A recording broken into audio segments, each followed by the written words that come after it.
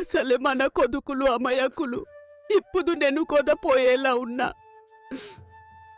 ఉన్న ముసలాయన పోయాడు కదా, ఉన్న ఆస్తి పంచుకుంటే ఎవరి దారిన వాళ్ళు బ్రతుకుందాం. ఆస్తి సమానంగా పంచడానికి మా మేనమామని తీసుకువచ్చా. ఉన్న 4 ఎకరాలలో 2 ఒకరికి, 2 ఒకరికి, చెరొక ఇల్లు.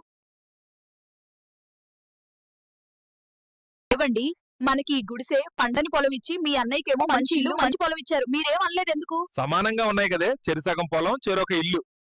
అబ్బా, ఈ ఆస్తి మొత్తం మనదే, మనది మాత్రమే. మీకేం తెలీదు, ఊరుకో. గొప్పగా బ్రతికిన మన ఊర్లో పనిచేయాలంటే ఏదోలా ఉంది. పక్క ఊర్లో పనికి వెళ్తున్నా. నువ్వు జాగ్రత్త.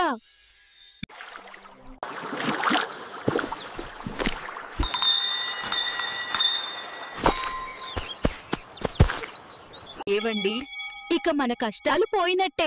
అవును హేమ, ముందు ఊర్లో వాళ్ళందరికీ అన్నదానం చేద్దాం, మంచి జరుగుతుంది.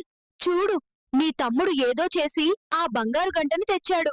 నువ్వు కూడా అలా అడవిలోకి వెళ్ళి ఆ బంగారు గంట తీసుకురా.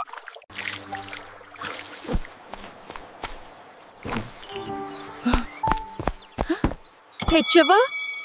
మనం కూడా అన్నదానం చేద్దాం. ఏమీ లేని మీ తమ్ముడే చేశాడు, మనం ఇంకా గొప్పగా చేద్దాం. ఈ గంట మోగిస్తే ఏం జరుగుతుందో చూద్దాం. అరే, ఈ బుడ్డోళ్ళు ఎక్కడి నుంచి వచ్చారు? మా జుట్టు పీకుతున్నారు. చెడపకురా చెడవు.